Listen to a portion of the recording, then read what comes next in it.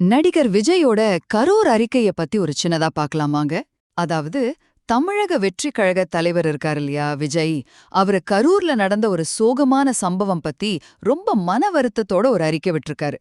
இது அவரோட மனநிலைய, குறிப்பா மக்கள் பாதுகாப்புக்கு அவர் எவ்வளவு முக்கியத்துவம் கொடுக்கறாருங்கறத நமக்கு காட்டுது. முதல்ல பாத்தீங்கன்னா விஜய் என்ன சொல்றாருன்னா, தன் வாழ்க்கையிலேயே இப்படி ஒரு வலிமிகுந்த சூழல சந்திச்சதே இல்லைன்னு சொல்றாரு.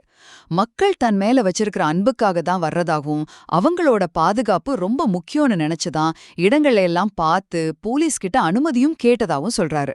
ரெண்டாவதா, அந்த துயர சம்பவம் நடந்தப்போ பாதிக்கப்பட்டவங்கள அப்படியே விட்டுட்டு உடனே கிளம்ப மனசே வரலன்னு சொல்றாரு. ஆனா அதே நேரம் அங்க இருந்தா இன்னும் பதட்டம் அதிகமாகும், வேற எதுவும் அசம்பாவிதம் நடந்துடக்கூடாதுன்னு தான் திரும்ப அங்க போகலன்னு விளக்கம் கொடுக்கறாரு. கடைசியா பாத்தீங்கன்னா உயிரிழந்தவங்களோட குடும்பங்களுக்கு தன்னோட ஆழ்ந்த இரங்கலை சொல்லியிருக்காரு. அப்புறம் காயம்பட்டவங்க சீக்கிரம் நல்லபடியாகணும்னு வேண்டிக்கிறதாவும் சொல்லியிருக்காரு.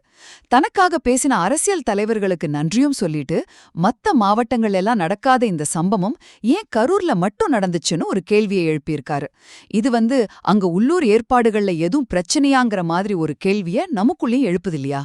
மொத்தத்துல பார்த்தா இந்த அறிக்கை விஜயோட அந்த ஆழ்ந்த வேதனையையும், மக்கள் பாதுகாப்பு மேல அவருக்கு இருக்கிற அக்கறையையும், அது மட்டும் இல்லாம கரூர்ல இது ஏன் நடந்துச்சுன்னு அவர் தீவிரமா யோசிக்கிறதையும் நல்லா காட்டுது.